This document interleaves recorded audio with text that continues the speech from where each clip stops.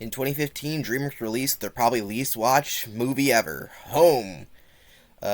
Unlike the rest of the years, this was a 1 year release film, and it does not feel like a lot was put into this movie. Uh, let's just say that this is not that great of a movie, or in that transition into the actual movie from the moon logo. That's kind of neat. Other than that, not too good. There is a lot wrong with this movie, and honestly, it's not that interesting to talk about. There's this alien race who are all purple and lame, and they're called the Boob? The Boob, yeah, that's their name. It sounds right, just like Boob. I don't know if that was intentional or not. Also, the humans look really bad and ugly in this movie. There's not a lot of them, but they look terrible, because they all get abducted and sent to Australia, of all places, and the rest of the aliens are like, we're going to take over your house, because we need a new home, because we escaped from this other aliens who are trying to kill us. But now, our closer proximity can lead to friendship. You are all... Also, Home is a really bad title for this movie, because I guess it kind of makes a little sense, but overall it's not really about finding a home. It's about, like, trying to find someone else, but is that your home, or, I don't know. It's not a really good title. It's also not a good stinger. Also, this is Sheldon Cooper as an alien, just to let you know. That's the main character. He has a name, but that's the character there, because that's all everyone knows this guy. I don't know his name. Is it Rob or something like that? The real guy? I don't know. He's fucking Sheldon from the Big Bang Theory. He doesn't say Bazinga, but he is really annoying. So, nobody likes this guy, because his voice is incredibly annoying, like nails on chalkboard. It's like he wants to say the word Bazinga at every line, you know.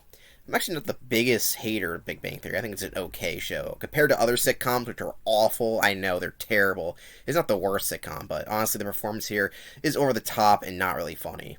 Also, the fact that he can't speak regular English, so he talks kind of like this the whole movie, is really annoying.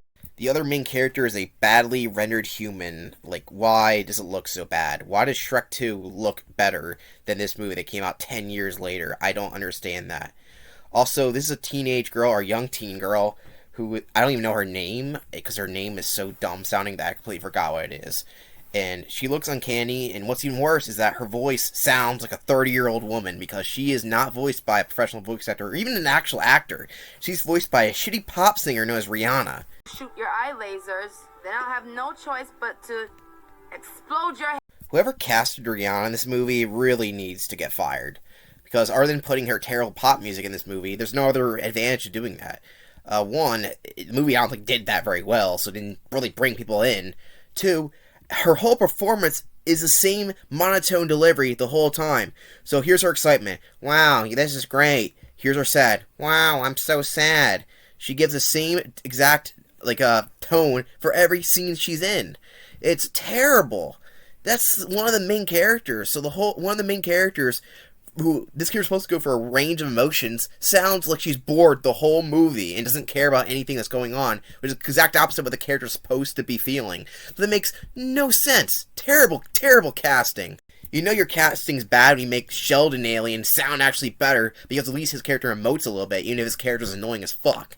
So I really don't got much to say about this movie. Basically, these two reluctantly have to team up in order to save the day, I guess, or not really. One wants to run away because their alien species, all they do is run away, and one wants to find their mom. So they reliably help each other, because one's going to be arrested and one is a human and they're not supposed to be out and about. Even though she probably should be captured because she'll be with her mom. I don't know. Whatever. It's not that great of a relationship. So they fly, and they're flying magic car here, which is the only thing that's kind of interesting, and it runs on slushy power, apparently. Who the heck knows? And they bond over weird stuff, but it's not really convincing, because one seems like they don't care to be there, and one acts like an alien. I mean, I know it's supposed to be funny, but it's not. So there's pop music playing that I can't play, and the alien's like, this music, it makes me want to kill myself! So he does. No! My hands are in the air like I just do not care! Yes, that is a line in this movie, just to give you an example of how bad the dialogue is in this movie.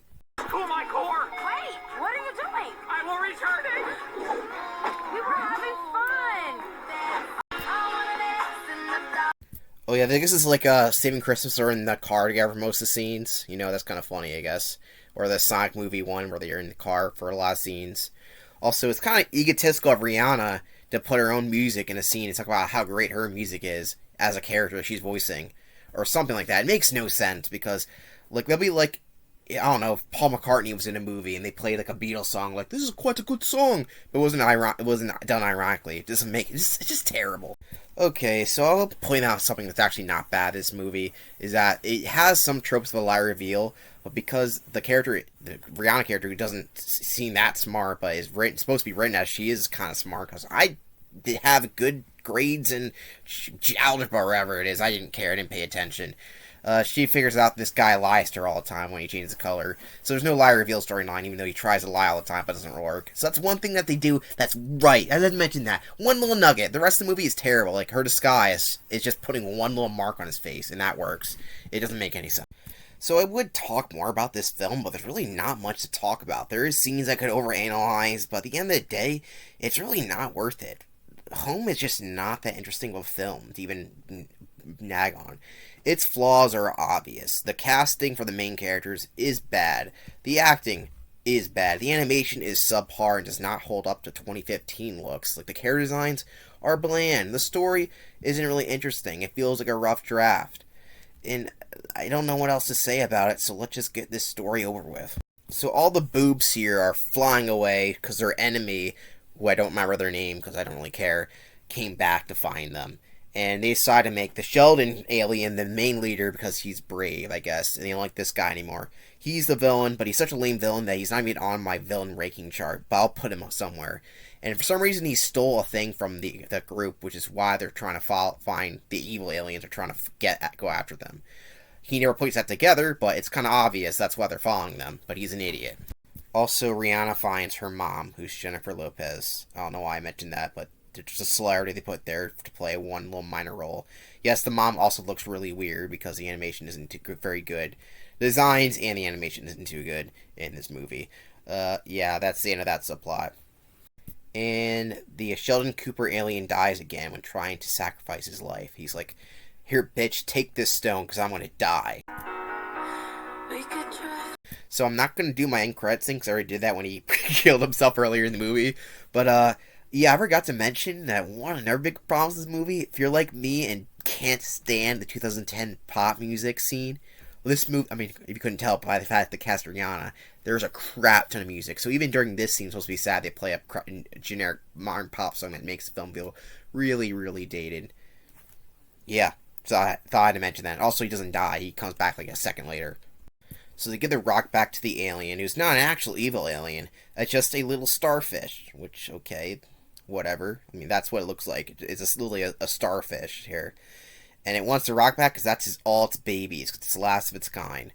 Now, that's not a bad concept, but it's thrown in at the very end of the movie, so anything interesting they could have done with it, they don't do anything with.